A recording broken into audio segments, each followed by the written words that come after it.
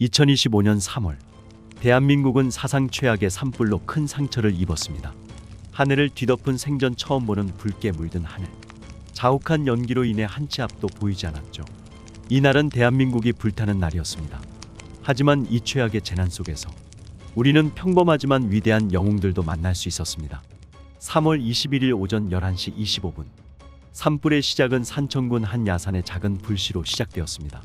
성묘객 A씨가 묘소를 정리하다가 나무가 잘 꺾이지 않아 라이터로 불을 붙였고, 바람에 날려간 이 작은 불씨들은 이내 엄청난 재앙을 불러일으킵니다. 안타깝게도 당시 산청군에는 건조주의보가 발효 중이었고 순간 풍속 10m/s의 강한 바람이 불고 있었습니다. 이러한 기상 조건이 작은 불씨를 순식간에 대형 화재로 키운 것이죠. 지역 소방대와 주민들이 초기 진화에 나섰으나 강한 바람과 건조한 날씨로 인해 이미 불길은 통제 불능 상태로 확산되고 말았습니다. 인접한 지역인 의성군과 안동시 등 여러 지역이 순식간에 화마에 휩싸입니다. 특히 7세기에 건립된 고운사가 산불로 소실되었으며 사찰 내 국보급 문화재들은 긴급하게 옮기는 일도 있었습니다.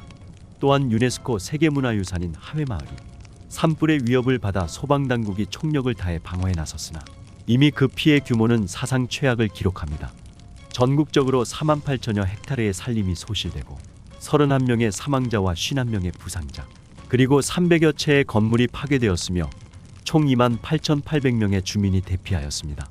산불 진압 중 헬리콥터 추락으로 조종사 1명 사망, 화재 진압 중 소방관과 공무원 등 총 4명 순직.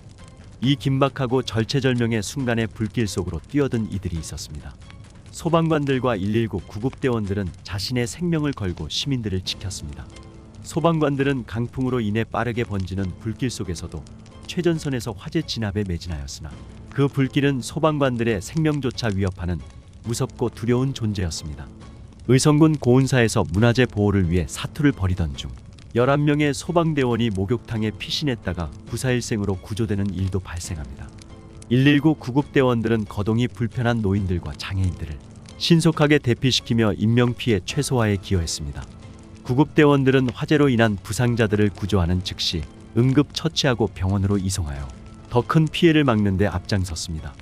하지만 안타깝고 슬프게도 산불 진압 중 헬리콥터 추락으로 조종사 1명이 사망하고 화재 진압 중 소방관과 공무원 등 총 4명이 순직하는 가슴 아픈 소식도 전해졌습니다. 이분들의 희생과 용기는 그 어떤 말로도 표현할 수 없는 고귀하고 순결한 희생임을 우리는 잊지 말아야 합니다. 이뿐만이 아닙니다. 위기의 순간 우리 곁에는 국적을 초월한 영웅들이 있었습니다. 그들은 우리의 이웃이자 가족이었습니다.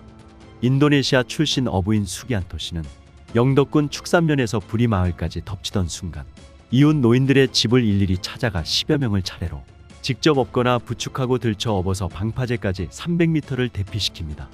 마을에 퍼지는 경고 방송보다 먼저 이웃들에게 위험을 알리고 자신보다 타인을 먼저 구했죠. 그가 구조한 사람 중 다수는 고령의 독거노인들로 움직일 수 없는 분들이었습니다. 만약 그가 용기를 내지 않았다면 생각만 해도 끔찍한 일이 아닐 수 없습니다. 결국 그의 신속한 대처로 약 60명의 주민들이 안전하게 대피할 수 있었습니다. 수기안토 씨는 한 인터뷰에서 말합니다. 제 부모님 같아서요. 그냥 몸이 먼저 움직였어요. 정부는 그들의 공로를 인정해 최장 5년간의 장기 체류가 가능한 FE 비자를 부여하기로 결정했습니다.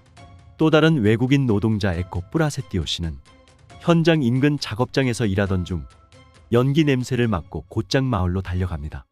휠체어를 끌고 주민을 대피시키고 불이 번지는 방향에서 호스를 잡고 진화까지 시도하는 용기를 보여주었습니다. 119 도착 전까지 주민 10명 이상이 그의 도움으로 마을회관에 피신하여 다행히 화마의 위험을 피할 수 있었습니다. 또 프리오 수산토 씨는 퇴근 중 불길을 목격하고 자신의 화물차를 몰고 마을로 진입합니다.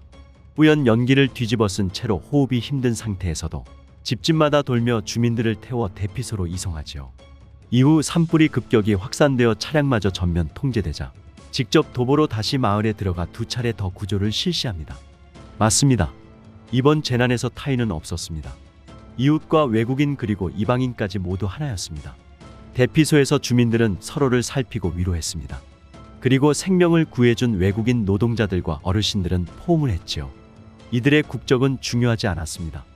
타인인 줄 알았던 사람들이 위기의 순간에 우리의 가족이자 생명의 손길이었습니다. 한 주민은 말합니다. 우리 동네 사람도 저렇게 못해요. 그 친구들은 진짜 천사예요. 또 축산면 이장은 덧붙입니다. 이 사람들은 대한민국 국민보다도 더 대한민국 사람입니다. 얼마 전 제가 올린 어른 김장하에서 이런 말씀이 기억납니다. 우리가 살아가는 이유는 이런 평범한 사람들 때문입니다. 네, 맞습니다. 이 나라는 영웅이 아닌 평범한 사람들로 지탱되고 있습니다. 자신보다 타인을 먼저 생각한 그분들 덕분에 어쩌면 우리는 오늘도 이 땅에서 걱정 없이 소중하고 평범한 하루를 살아가는지도 모릅니다. 산불은 진화되었지만 산불 뒤에 남은 잿더미에는 언젠가 아름다운 꽃이 필 것입니다. 왜냐하면 우리들이 기억해야 할, 그리고 항상 감사해야 할 의인들의 새 생명이 돋아날 것이기 때문입니다. 지금까지 그랑데뷔의 사랑 한 스푼, 감동 한 스푼이었습니다. 구독과 좋아요는 여러분의 따뜻한 마음입니다. 모든 것에 감사합니다.